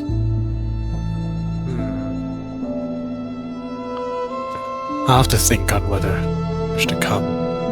The big decision. I'll look at then Ismark and say, and at Erwin, will she be safe if she stays at your end? Safe as anyone else. I can't promise anything too much, but this place is, it's a safe establishment. No one's been murdered here in the last bit. That's definitely consoling a little bit. I'll turn to Ismark then and say, would you be able to accompany me to the Wizard of Wine if Irina is protected here? I will consider it. He seems conflicted, but seems like he definitely does consider wanting to go with you. I know you care for your sister, but any help may be useful in case something did happen. Let us sleep on it. I can tell you by the morrow. That's good. And even if we were to leave, we probably shouldn't leave tonight. Too much time of the day has passed. And we won't be able to make it quick enough to get there before sunsets. I do agree. We've traveled quite a long way today. And there's also the issue of natures and, I do. Well, I'd like to speak with Erwin a little bit more privately. Of course. Sure, his wife will lead you to our room. Yes, he will. You can head out the way up to the rooms. You'll see the stairs. Quite notable. I'll then look to Erwin. Well, as you know, I am quite new to these places. Is there any place of worship? There is. Within Vallaki? There is, yes. He does a moment of... It's on closer to the entrance. It's impossible to miss St. Andre's Cathedral. Well, don't know if it's much of a cathedral, but the point stands. I see. And I heard a lot of More things church about than anything else. Yeah. your current burgomaster. Yes. Do you know anything more? It does sound like he may be, well, his mental state might be a bit dangerous to my companion. The burgomaster, Vargas Sorry, go ahead. Vallaki-Three. He's a deeply strange man. He runs these festivals and keeps this facade of joy and happiness, but a cruel man, just as much so. I see. Well, maybe this place isn't the best location for Irina then. Indeed. Although maybe compared to other places it is the safest. Just be careful about speaking ill of him publicly. Or more, the festivals. The two belligerent fools you spoke with in the middle can get away with it because he doesn't want to fight with their mother. Who are their mother? Lady Fiona Watcher, old nobleman. No one hates the burgomaster more than her. She owns an old house in the town. He rarely leaves her estate, but her two sons, more than happy to go about. I believe she also has a mad daughter, but apparently the family has an old ties to Strahd, so the burgomaster fears them, does not confront them despite their very open distaste for the man. Well, I do not wish to meddle in the politics of this place. It seems quite fragile already. But thank you for informing me of these things. Indeed. I will do my best. Could you show me the location of the Wizard of Wine? And I pull out the map. I'm kind of making sure to hide what's written on the back as much as possible. Yeah, it's a bit difficult, honestly, to hide what's on the back. It's so much, but as long as you place it on the table, it's not immediately noticeable. Bleh. Okay, sure. Let's head over to the big map. Ba-da-da-da-da. Smooth transition. The Wizard of Wines. I have not been in a bit, but I do remember its location. Okay.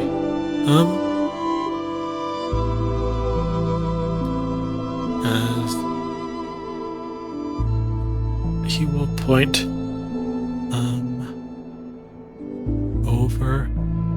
over this region.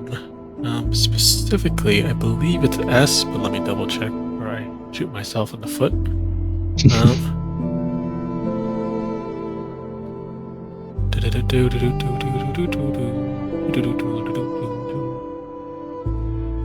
Post-editing, cut this. Okay. Yes.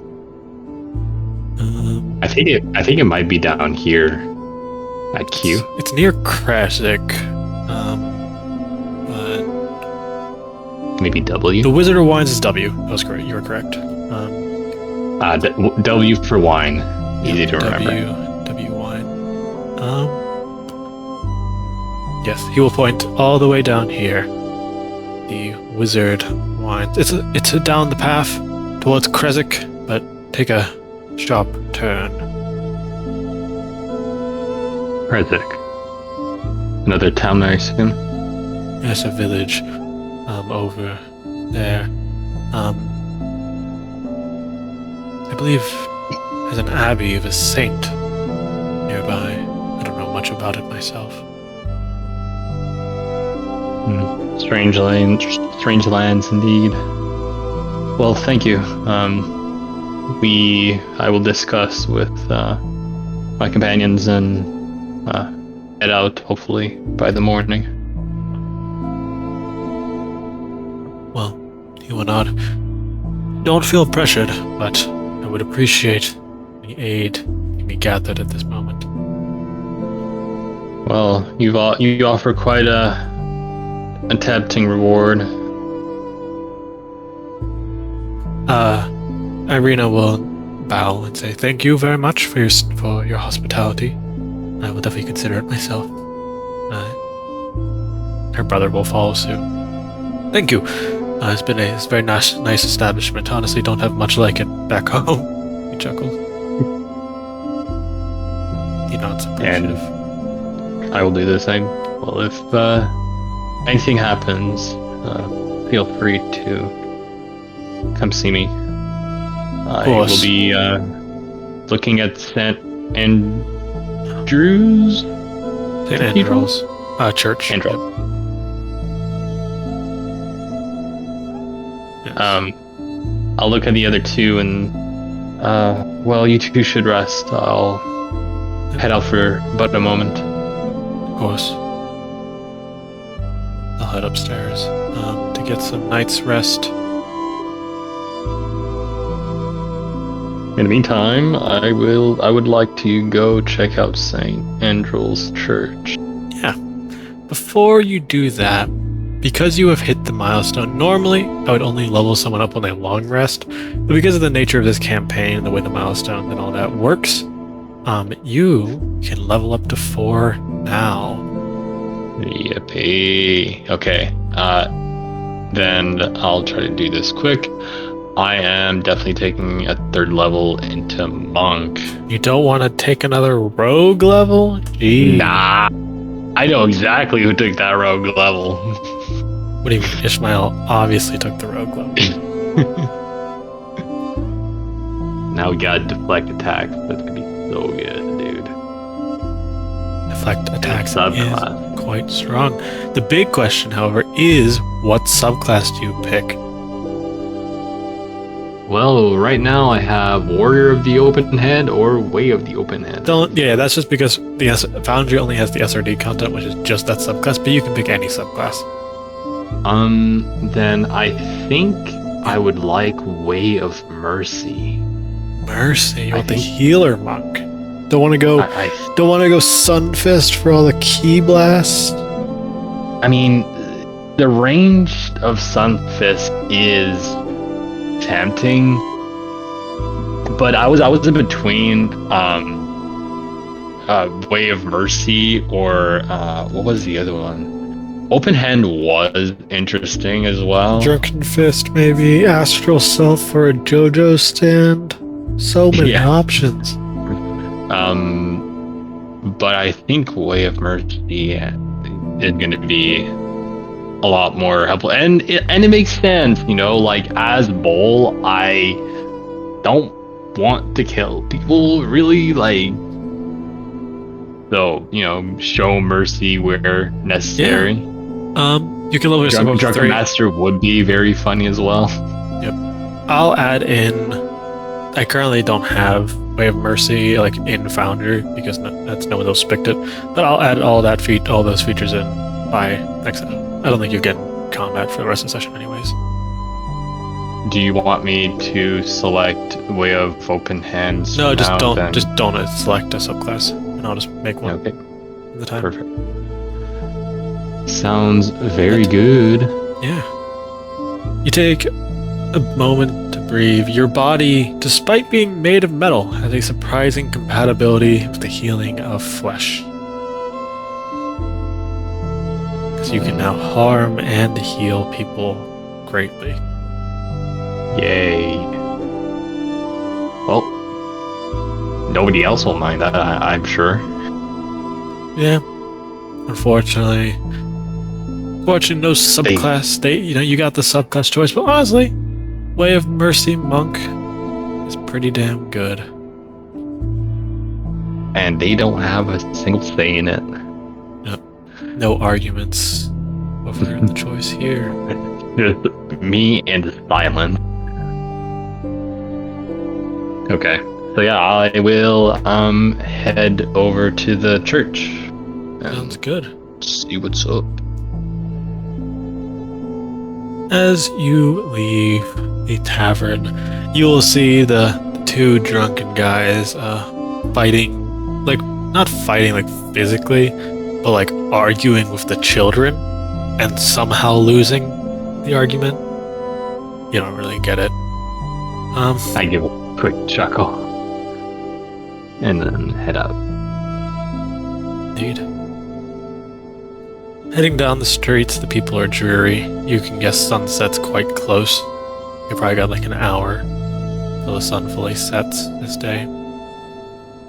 Ahead of you, you'll see a slouching, centuries-old church that has a bulging steeple in the back and the walls lined with cracked, stained glass windows depicting pious saints. A fence of wrought iron encloses a garden of gravestones next to the church, of which a thin mist creeps amongst the graves.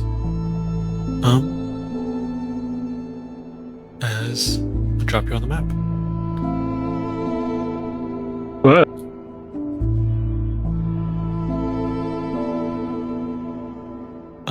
Okay.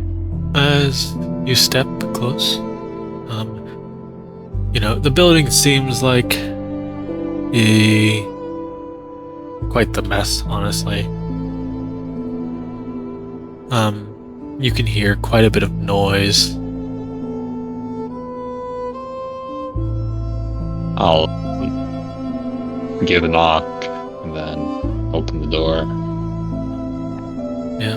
As you open the door, as you step within, you will see quite a number of people within. Notably, tending the area, you will see a priest who seems weathered and quite exhausted. Assisting him, you'll see a young boy and a brawny lad with a perpetually furrowed brow. He looks quite, I wouldn't even say angry, but just like has this look of almost annoyance. I'll send his art into general. See this guy helping out the priest. I think.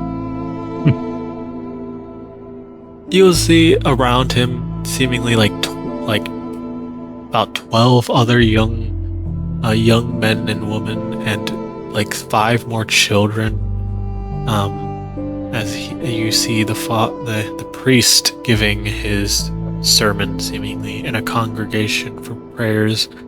He speaks, "Fear not, children, for while the light of the sun is dimmed, the grace of the Father will protect us. Fear not, for Saint Andrel will protect us. All will be well is not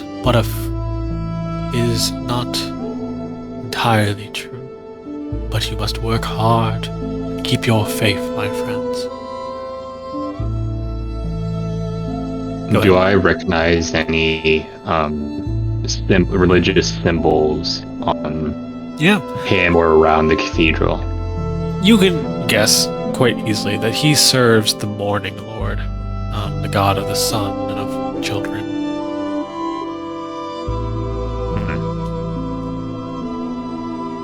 I'll wait for him to finish with his preaching,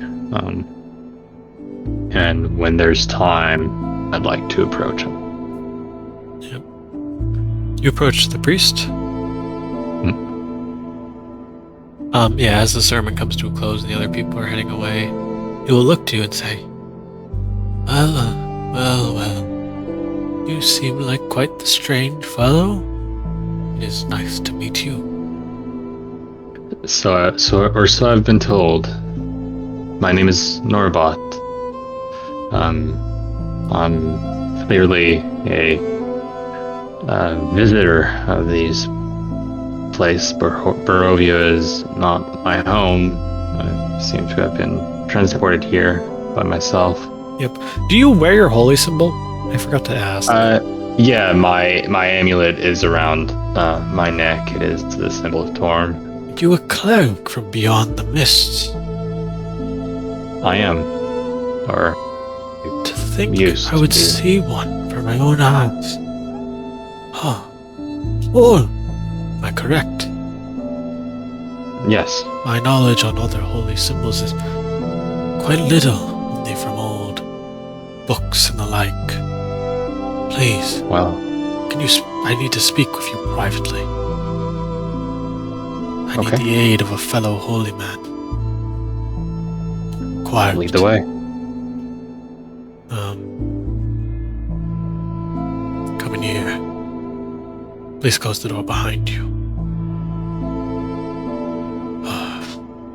What is the matter, priest?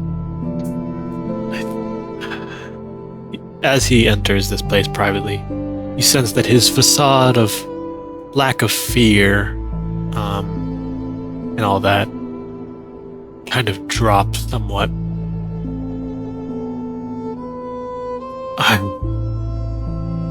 I require some aid.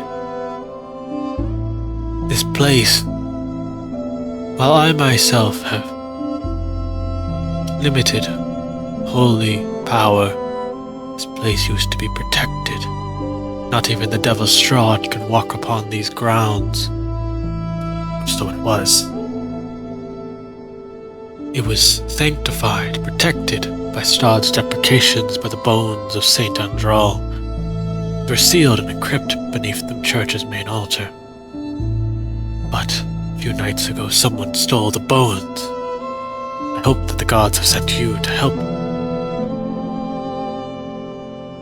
Stolen the bones of a saint. Without the bones of Saint Andral, this place is not more than a hovel of wood. It could be crushed. Have you found the culprit? He sighs. He has a knowing look as he looks and says, "Till recently I was the only one who knew of the bones. But I mentioned it to Yeska, the young altar boy. I asked Yeska if he had told anyone about the bones.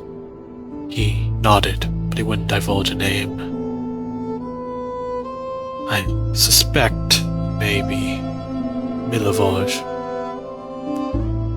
but I worry about confronting. He's so temperamental, so angry about the way things are." Do you suspect anyone who he might have told? Someone close to him? Milovaj? I don't know, to be honest.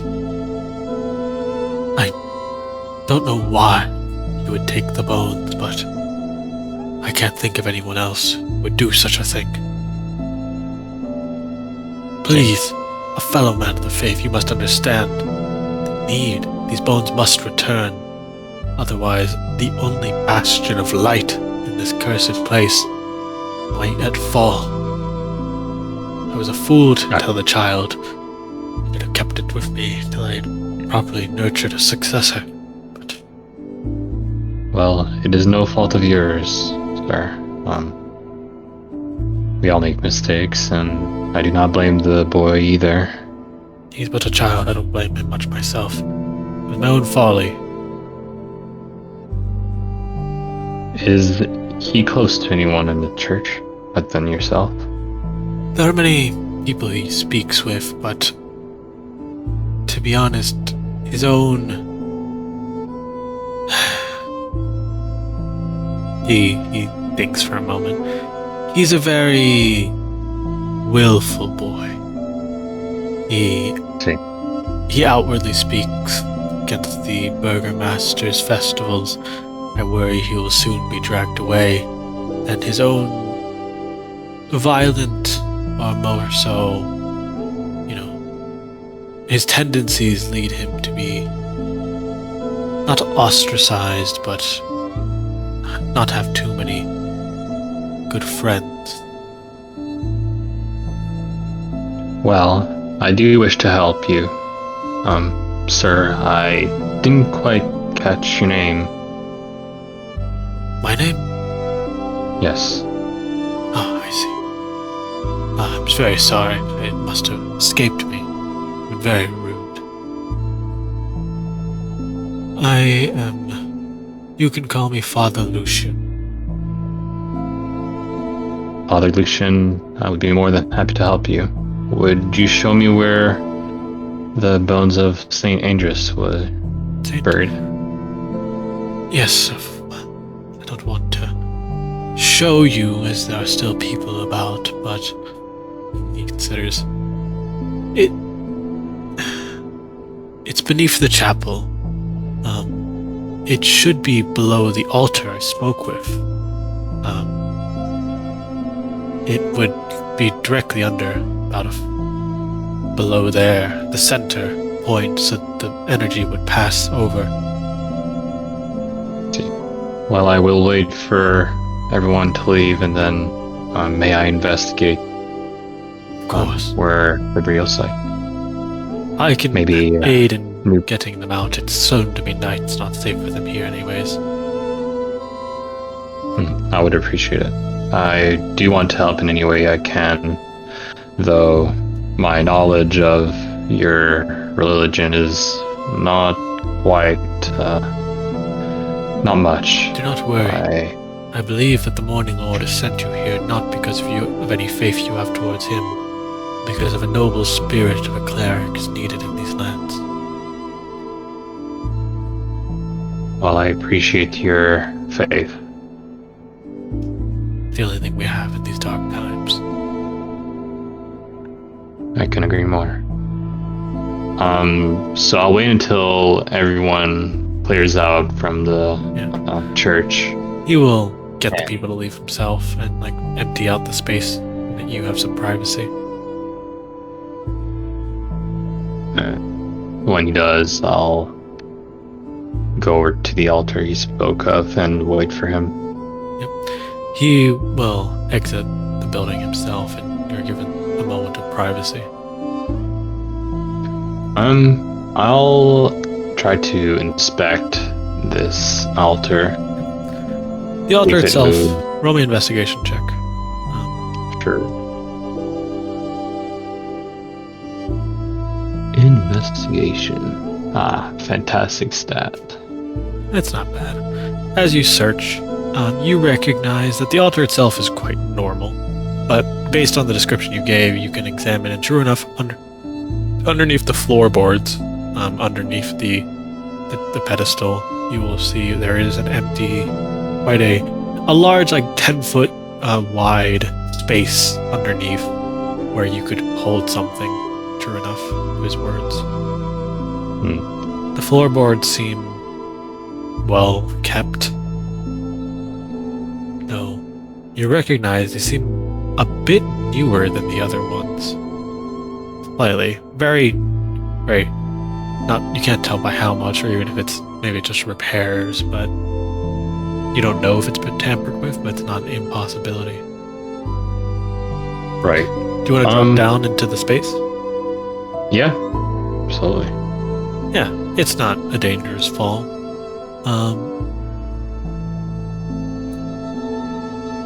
It's actually 100 foot down, and you take 100 points of damage instantly dying. St. Andrea's crypt is a 10-foot square, 5-foot high chamber beneath the chapel. You know, it's now dark and empty. Nothing of value holds here. However, it all matches with the description given to you by Father Lucian. I'd like to light up a bomb down there and see if I can't find any hints of tampering or maybe some hair or footsteps of or survival check, your choice. I will do perception. Okay. You will find quite a few strands of black hair, and as you lift it, your body begins to drop,